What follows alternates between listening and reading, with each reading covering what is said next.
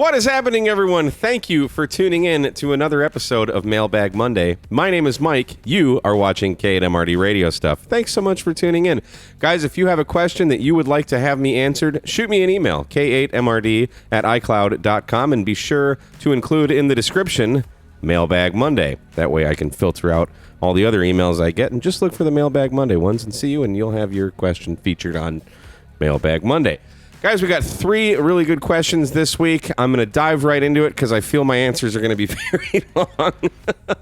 But don't forget to hit the subscribe button so you can see more great content like this. So the first one, a viewer reached out to me and wanted to know about RigExpert. And I hadn't actually talked to them in a couple months, so I shot them an email. This viewer's writing, how do you think things will shake out with the RigExpert Pro availability until they sell them again?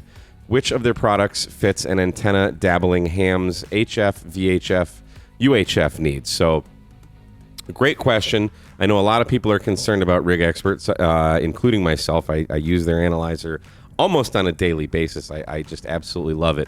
So I reached out to RigExpert. I hadn't talked to them in a while, and I basically said just wanted to check in on them. I mean, the whole world has RigExpert's back. Honestly, what's going on with Russia is just insane. I don't want to get too political on this, but for those that don't know, RigExpert is a Ukrainian company, and they are right in the middle of this. So I just reached out and wanted to let them know that we're here. We're thinking about them. People are writing in asking about them. You know, they're a very important part of our amateur radio lifestyle. So she emailed me back and said, thanks for writing us in RigExpert. The good news is we are working. We're alive, have lots of plans and new developments. Ukraine is strong. However, our people need support every day. Russian army has occupied a large part of Western Ukraine. But this Saturday and Sunday, they'll be at the Ham Radio exhibition in Friedrichshafen, Germany, which is great. That's incredible that they're getting out there. They can leave and come back and do what they need to do in the midst of all this horrible war. RigExpert arranges to meet with customers, followers, partners, etc. She'll talk about the company, about new products, and Ukrainian hams. And if you have any chance to visit us, I'll be happy to meet you here at 12 Europe Lounge. So if she was inviting me out, unfortunately, I won't be going to Germany. I wish I could. And she says, please invite other hams, fans of RigExpert, and your friends. So if you're going to Friedrichshafen, make sure you stop by the RigExpert booth and say hi to them. I'm not a part of Facebook, but I'll leave that Facebook link. I don't know what it is, but I'll leave that in the description. And I emailed her back, and then she also mentioned that the production is alive. And that means that 35 families have a job. That's fantastic. It means that the greatest part of the hams have a chance to buy the best equipment service and get support by RigExpert. That is awesome. It means that one more company in Ukraine is paying taxes and do not give the economy to die. That is wonderful. As I said, the situation in Ukraine is really very bad. We are all tired of unpredictable future, losing young men each day, losing houses. But we have to win, and then we will cry. So what a horrible state of affairs it is over there. But good to know that it seems they're in as high of spirits as you can be. They're still able to produce. And I just took a look at Gigapart's page. I checked every single one of these. Every single analyzer is in stock except for the RigExpert Stick 230. That is not in stock. The Stick Pro is. Everything. All of these are in stock. All 8 of these. Well, all 7 of these.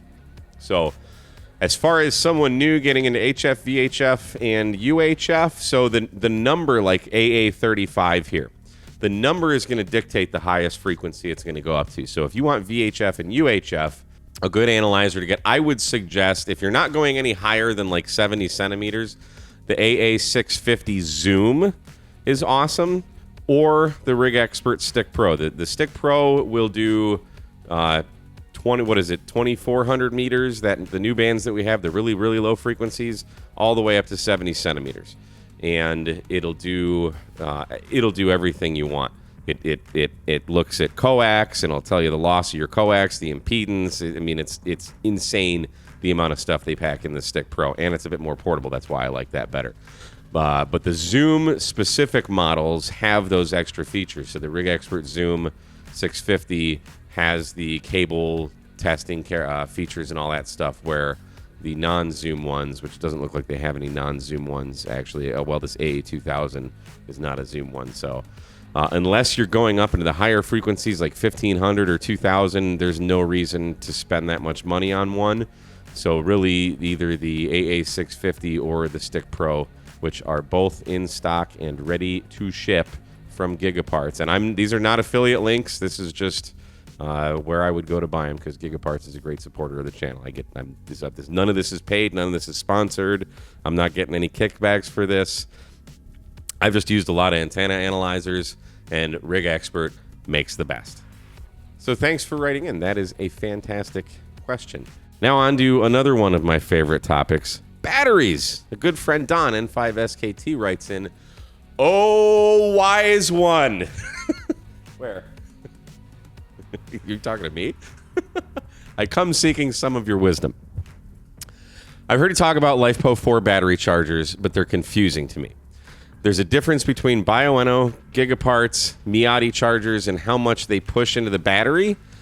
You mentioned that some chargers push 14 volts in and some do not.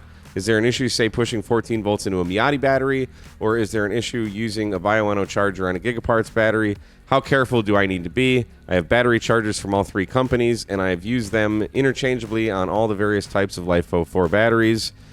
Is there one of these chargers that rules them all, or do I really have to go with your recommendation of a third-party charger? Thanks so much for doing what you're doing, blah, blah, blah." You need to use a lithium iron phosphate specific charger, or one that will do multiple chemistries but has a setting for lithium iron phosphate, because they need to charge to a specific voltage. 14.6 volts is the target voltage, and I'm going to show you why in a minute. So long as you have a lithium iron phosphate charger, you're fine mostly. But let's dive in a little bit deeper, because we really need to worry more about current than voltage, so long as we have a lithium iron phosphate charger. So let's hop over on the internet machine, and I'll show you what is going on with a lithium iron phosphate battery. But actually, before we do that, we need to understand what's inside of a lithium iron phosphate battery. So this is my Headway battery that I built a long time ago following Julian OH8 STN's instructions. And basically what this is 4 cells, okay? 1, 2, 3, 4 individual batteries in series to make a 13 volt battery, okay? A 12 volt battery, whatever you want to call it. They charge to 14.6, but they settle down to about 13.2 to 13.4.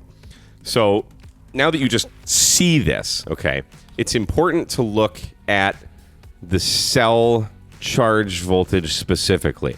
And some battery companies are going to give that to you, some aren't. I show you this because these are just raw cells that I bought and built. These are Headway 38120S cells. And if we look at their specs, okay, you can see, where is it? Max charging current 30C. Now, what is a C? A C is one capacity of the battery. So this is a 10 amp hour battery.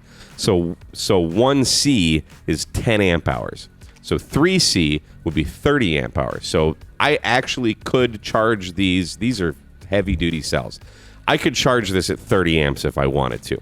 Now, their recommended charging current is 0.5C or 5 amps. Okay, 5 amps of current. So it'd take about 2 hours to charge this battery. But if I was really in a rush, I could charge these particular cells at 30 amps. Okay, and now that we've seen, we need to pay attention to the specific cell charging current. Every cell is going to be different. So I believe, I'm not 100% sure, but I believe the Bioenno 20 amp hour uses these 26650 cells. This is actually what's in this little 3 amp hour battery that I have.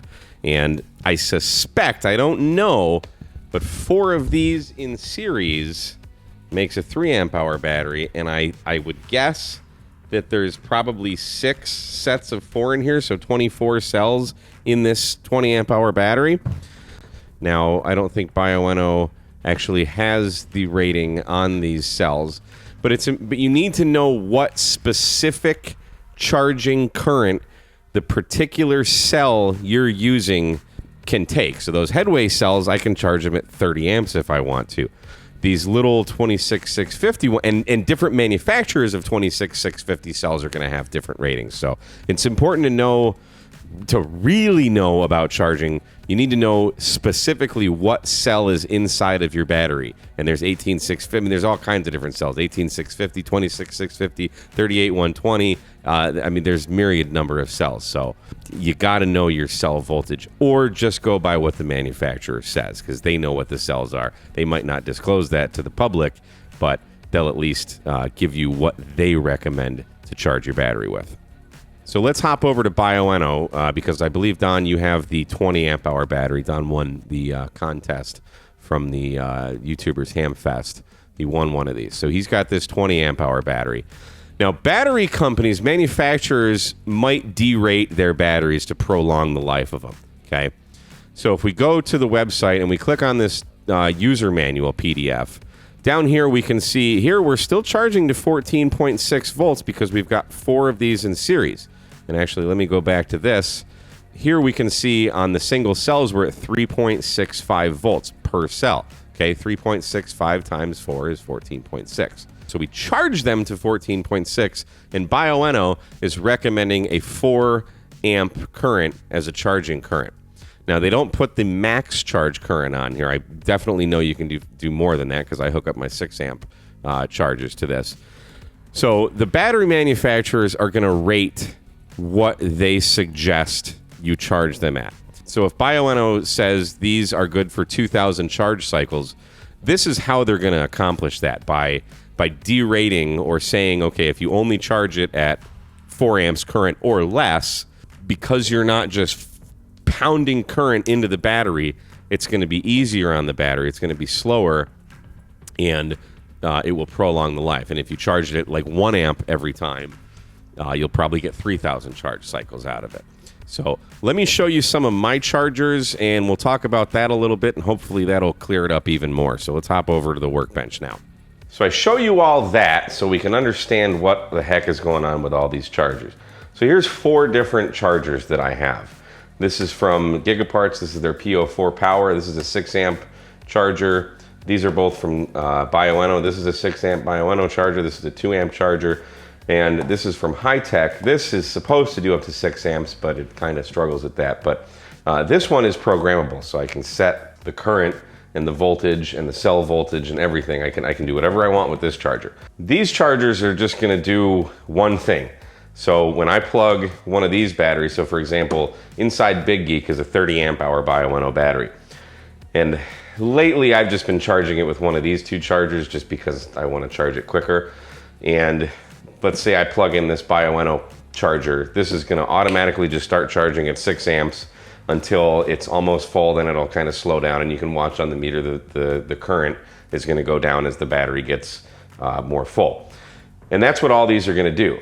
This one, I can say, maybe I just depleted this 30 amp hour battery and I want to charge it really slow. I can tell this one maybe charge it at 1 amp. I'll show you this in a second. I'll zoom in and you can see the screen. But I wouldn't be worried about having too small of a charger. I would be worried about using too big a charger on a small battery. So for example, I'm not going to charge this 3 amp hour Bioenno with a 6 amp charger.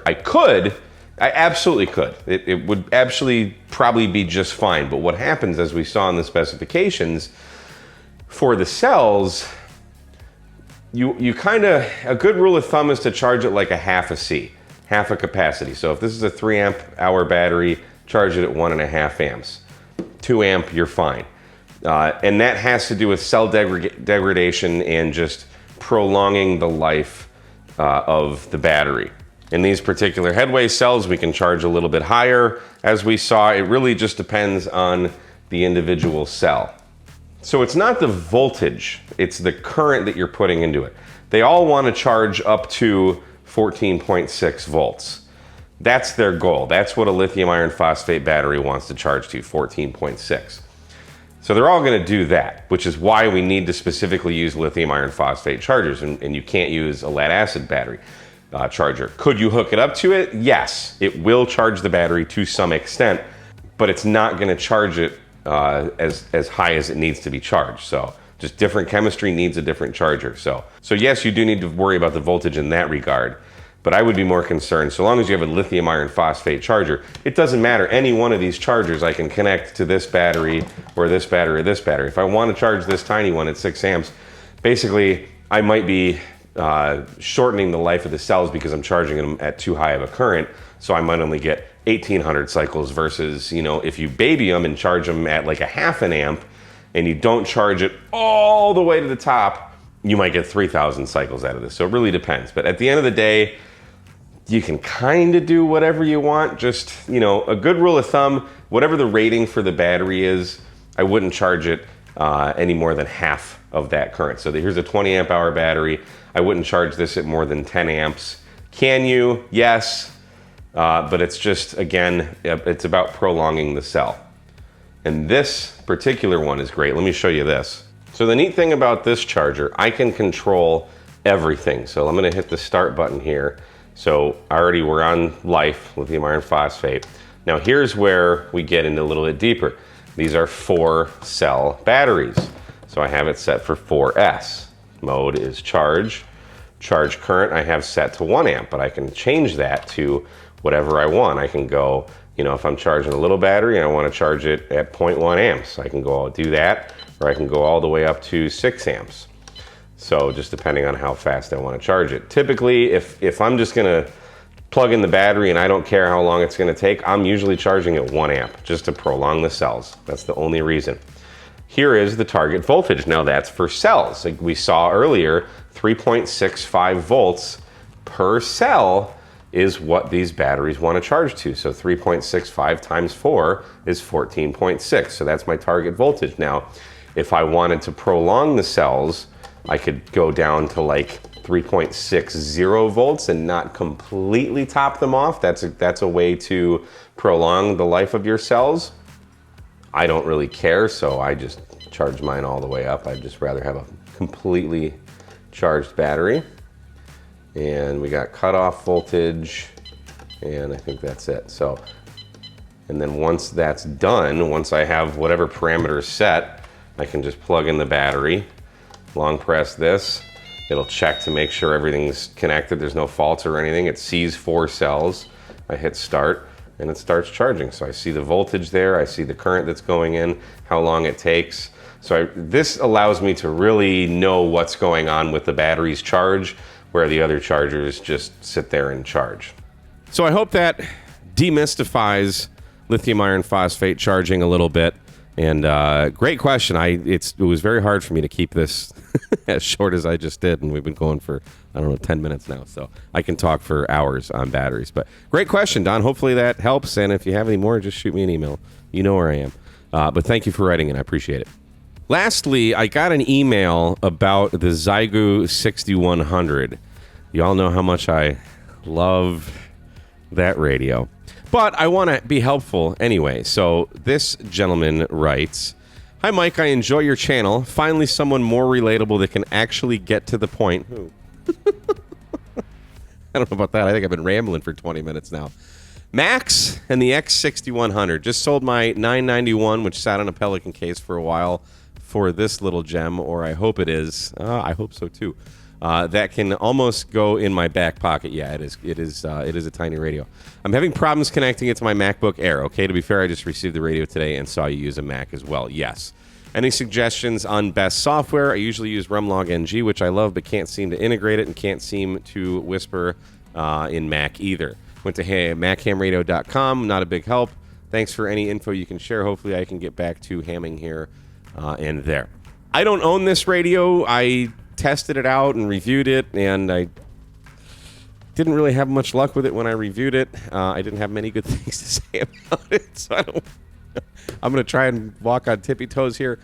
My good friend Steve from Temporarily Offline, he's got a great YouTube channel. You can find him here. Just go to YouTube and type in Temporarily Offline.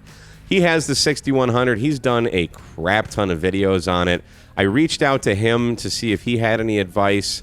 And I did not get the Mac to talk to the 6100 at all when I had it, but apparently you can. I only had it for a limited time, so I didn't get to play with it for as long as I would have wanted to. But I don't use Rumlog. I've tried it. I'm not a big fan of it. I use a program called Aether, which does have I won't say rig control, but it'll follow the frequency and stuff like that. But here's T.O.'s recommend. We call him T.O. for short.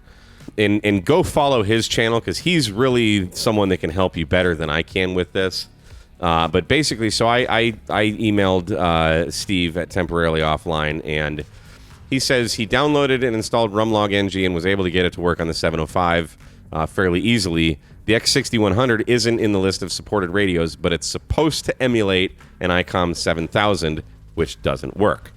The X6100 does work with WSJT-X on Mac, so you can do FT8 and Whisper and all that stuff. So I says, well, what kind of magic voodoo did you do to do that?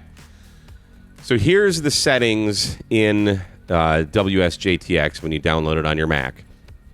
You have to tell it that you're using a Xiegu X108G. That's important. And the serial port is T2Y, USB modem, 529, all that stuff. And his baud rate was 19.2. Your data bit is 8. Your stop bits are 1. Handshake is none. Now, he has mode and split operation on none for both of these. I use Fake It on my ICOMs. I don't know if that's going to matter on the Xiegu. And I feel I also use Data Packet. I can't remember what my settings are off the top of my head. So that's your rig setup. And then your audio setup is, it's just going to say USB audio device for both input and output. That's the settings that he got, and he was able to make it work. As far as anything else, I don't think there's a lot of integration between this radio and any other software. I don't know, but I would suspect that Xiegou's updating of this radio has started to taper off, much like it did with the GSOC. I don't have high expectations for this radio personally. I wasn't a fan. I'm just going to be honest with you. But hopefully you should at least be able to get your Mac working with WSJT-X. As far as logging software and rig control, I don't know. Maybe try, you can go down a big rabbit hole with this, but like FL Rig, that might get you some rig control. That's about all I could tell you, honestly. But hopefully that helps you out and at least steers you in the right direction. Congratulations on your new radio. It is a cool looking radio. Hopefully that helps. And go follow Steve Temporarily Offline, because he's the guy that has this radio. And he's the guy that's hacking it to put WSJT-X inside the software. So you don't even need a computer. That's where he's going with all this. He's also got a Discord chat, the Toads Discord. I'll try and leave links for all this stuff in the description. But really, Steve Temporarily Offline is the guy that you really want to talk to about this. But thanks for writing in. Hopefully I could at least kind of steer you at least in somewhat of a good direction. And that brings us to an end to this 20th episode of Mailbag Monday. Guys, thank you so much for continuing to email your questions in. And if you have a question that you would like me to answer, shoot me an email, k8mrd@icloud.com. In the subject, put Mailbag Monday. That way I can sort out through the rest of the emails that I get and just see your email. So hopefully we can answer it and get some information flowing your way in the ham radio YouTubes of the world. So... Guys, don't forget to like, share, and subscribe. You can follow me on Twitter at K8MRD, and we will see you again on another episode of K8MRD Radio Stuff. 73, guys.